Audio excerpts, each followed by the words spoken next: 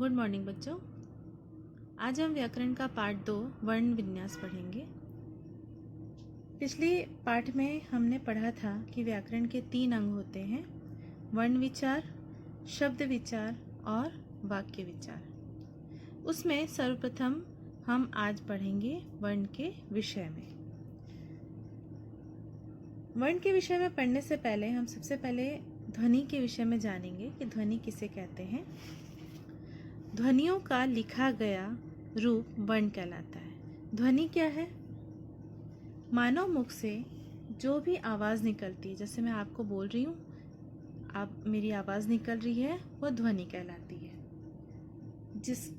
जिसको हम इंग्लिश में बोलते हैं साउंड। जैसे जो चिड़िया है या कोई जानवर है या म्यूज़िक सुन रहे हैं आप, ये सब क्या है? ध्वनि है। ठीक है। तो ध्वनियों का लिखा गया रूप वर्ण कहलाता है। वर्ण की एक और परिभाषा हम देख लेते हैं। मानव मुख से जो ध्वनि निकलती है, मनुष्य के मुख से जो ध्वनि निकलती है, उन्हें लिखने के लिए चिन्ह या सिंबल मनुष्य ने बनाया, और वो जो सिंबल है वही क्या कहलाए? वर्ण कहलाए। जैसे म, च, ख, ये क्या कहलाए? सिंबल। जिसको हम बोलते हैं उसे लिखने के रूप में, लिखने के लिए बनाया गया, वो कहलाया वर्ण। अब देखिए, वर्ण जो है भाषा की लघुत्तम इकाई है। मतलब जो वर्ण है भाषा की सबसे छोटी इकाई है। इसके और टुकड़े नहीं किए जा सकते हैं। जैसे मैं आपको यहाँ समझाती हूँ। क क्या है? व्यंजन है। स्वर और व्यंजन आप पहले पढ़ चुके हैं। क व्यंजन है। स्वर जो होता है वो स्वतंत्र होता है। स्वर को उच्चारण हेतु किसी की भी आवश्यकता नहीं होती। किसी भी वर्ण, किसी भी स्वर, किसी की भी आवश्यकता नहीं होती है। वो स्वतंत्र होता है। परंतु जो व्यंजन होते हैं उनको उच्चारण हेतु स्वर की सहायता लेनी पड़ती है। वो बिना स्वर के हेल्प के उच्चारण व्यंजनों का नहीं किया जा सकता है। जैसे यहाँ पे मैंने लिखा क। क बोलने से लास्ट में क्या आ रहा है? अ। क बोले आप, लास्ट में क्या आया? अ। तो जब ये क में से अ को अलग किया जाता है तो ये क्या होगा? क के नीचे हम हलंत कर देंगे। इसका मतलब हुआ, हलंत करने का मतलब हुआ कि ये और आधा हो गया, इसमें से जो स्वर था वो निकल गया। अब ये जो व्यंजन है ये पूरी तरह से आधा है। अब इसका और टुकड़ा नहीं किया जा सकता। ठीक है। तो यहाँ पे ये जो बोला जा रहा है वर्णों के और खंड नहीं किए जा सकते, ये उसी प्रकार है। अ, ई, क, च, ये सभी वर्ण हैं। अब आप इसमें ये ध्यान देंगे कि अ और ई के नीचे हलंत नहीं है। क्यों? क्योंकि ये स्वर है और स्वरों के नीचे हलंत नहीं होता है। ये अपने आप में पूर्ण होते हैं। परंतु जो व्यंजन होते हैं उनके नीचे हलंत होता है, क्योंकि ये बिना स्वर के सहायता के उनका उच्चारण नहीं किया जा सकता है। और जब इसके नीचे हलंत नहीं होगा तो इसमें स्वर जुड़ा होगा। ठीक है। वर्णों को अक्षर भी कहा जाता है। यह वर्णों का उच्चरित रूप है। अब देखिए आगे, वर्ण विच्छेद। आप पिछली कक्षा में वर्ण विच्छेद पढ़ चुके हैं, फिर भी मैं आपको एक बार वर्ण विच्छेद बता दे रही हूँ। विच्छेद का मतलब है अलग करना, वर्णों को तोड़ना, वर्णों को अलग अलग करके लिखना।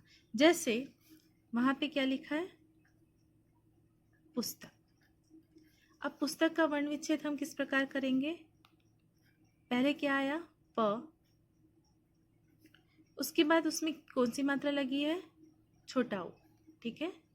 तो ये जो प है, इसमें से हम ऊ को अलग करेंगे तो ये प आधा हो जाएगा, और ये छोटा ऊ हम यहाँ लिख देंगे प्लस। अब देखिए स आधा है तो हम आधे स को इस प्रकार से लिख सकते हैं। अब देखिए त। त बोलने से क्या आया? त। तो त अ आया बाद में, तो ये त में से जब हम अ को अलग करेंगे तो ये त फिर से आधा हो जाएगा। अब देखिए प्लस फिर से क।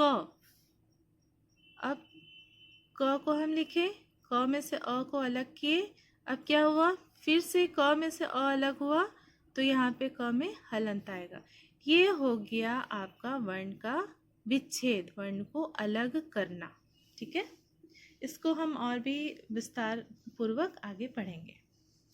अब देखिए यहाँ आगे, भाषा की वह छोटी से छोटी ध्वनि जिसके और खंड न किए जा सके वर्ण कहलाती है।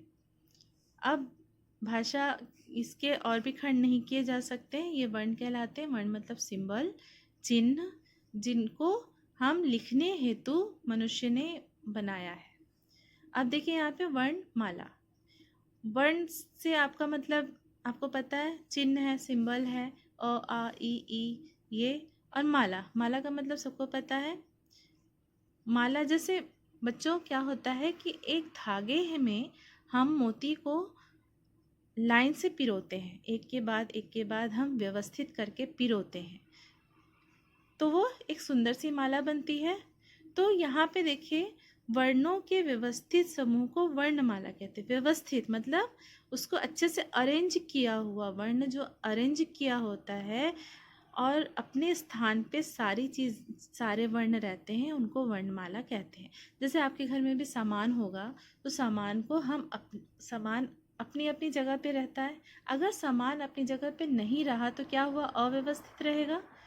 लेकिन हम सामान को जब अपनी अपनी स्थान पे रख देते हैं तो वो व्यवस्थित रूप से बहुत सुंदर दिखता है। वैसे ही हम वर्णमाला में वर्णों को बहुत ही व्यवस्थित तरीके से रखते हैं और वो बहुत ही खूबसूरत दिखता है। बच्चों, वर्णों का अपना एक स्थान होता है, उसको मैं आपको समझाऊंगी।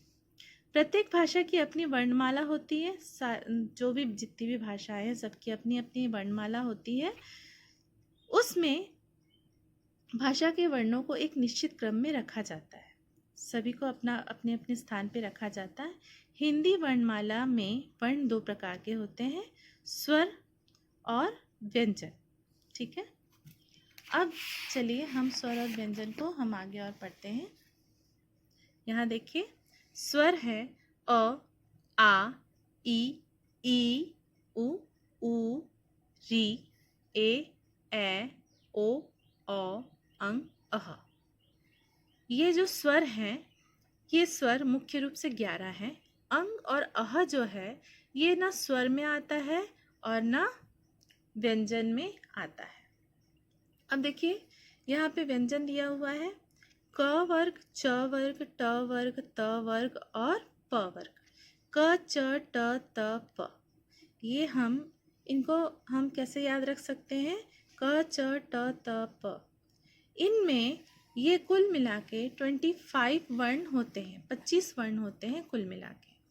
ठीक है, अब इन वर्णों को हम यहाँ पे अच्छे से देखते हैं। इन वर्णों के अपने अपने स्थान होते हैं।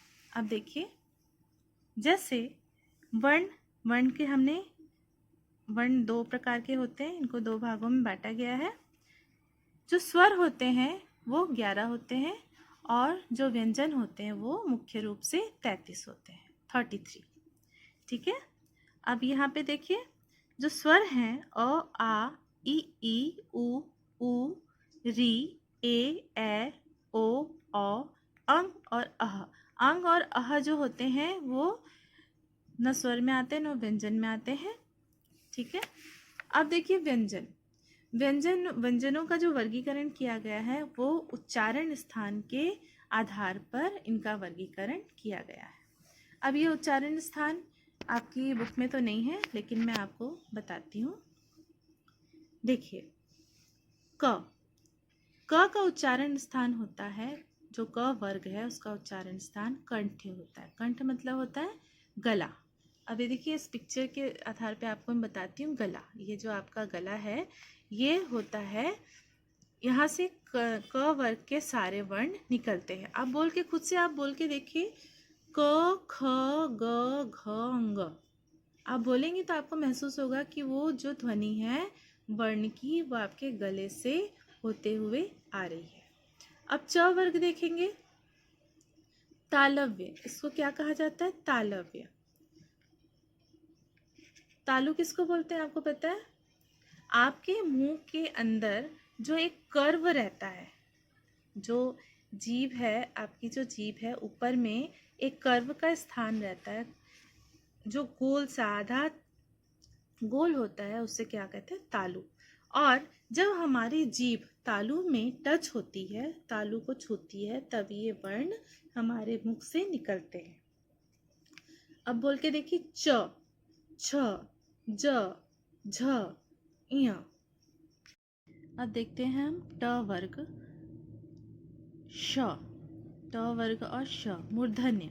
अब बताइए मूर्धा किसे कहते हैं?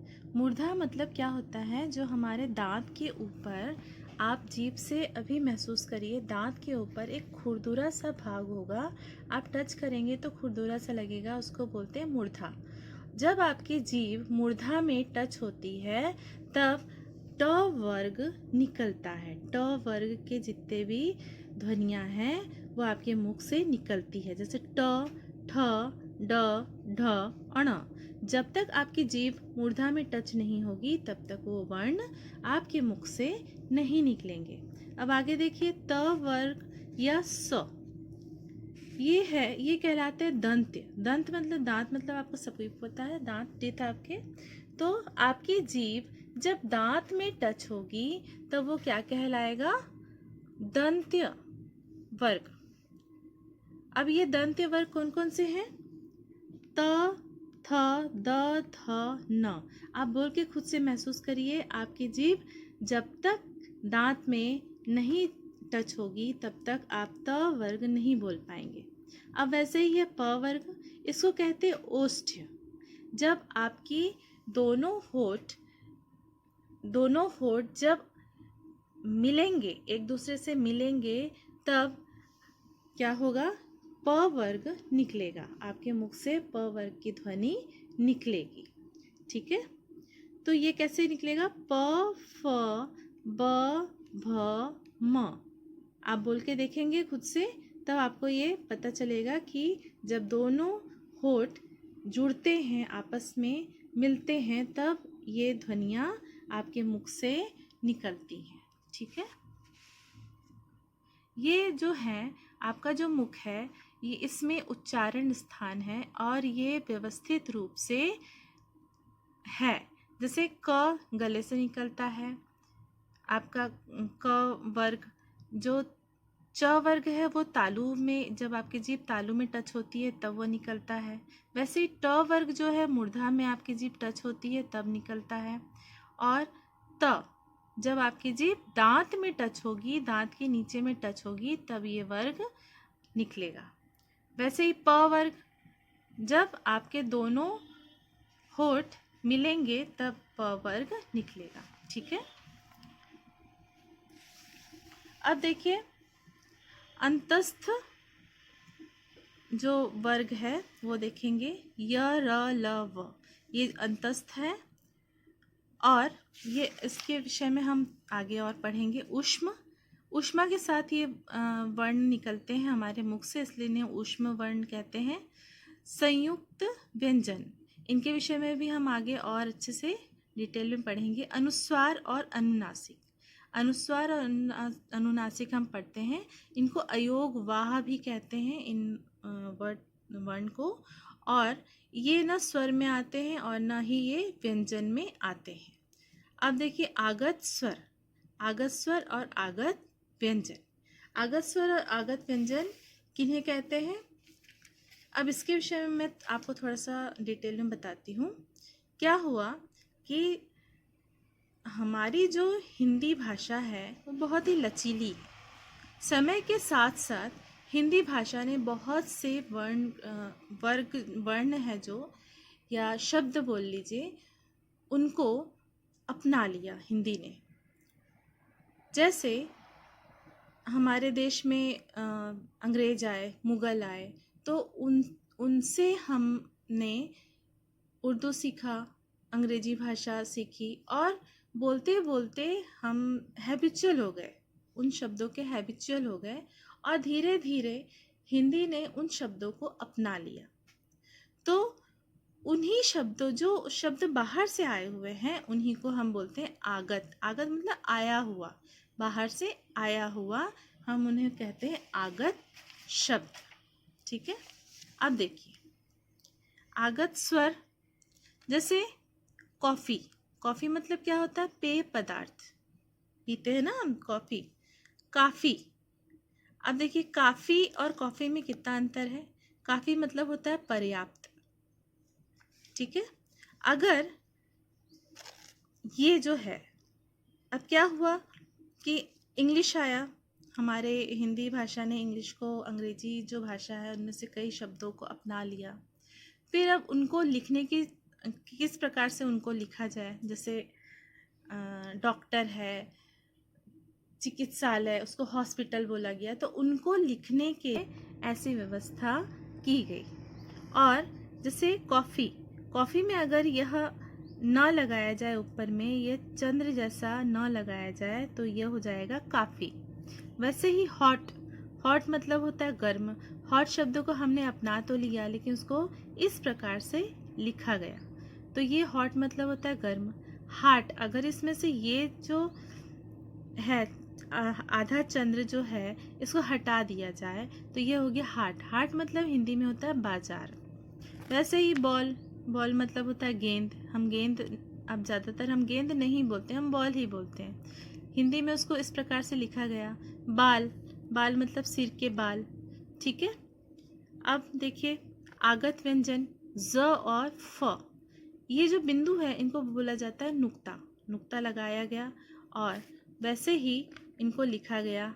हमारे हिंदी में लिखा जाता है जरा, जरा मतलब होता है थोड़ा, लेकिन जब इसमें बिंदु लगा दिया जाता है तो होता है ज़रा। ज़रा मतलब होता है बुढ़ापा।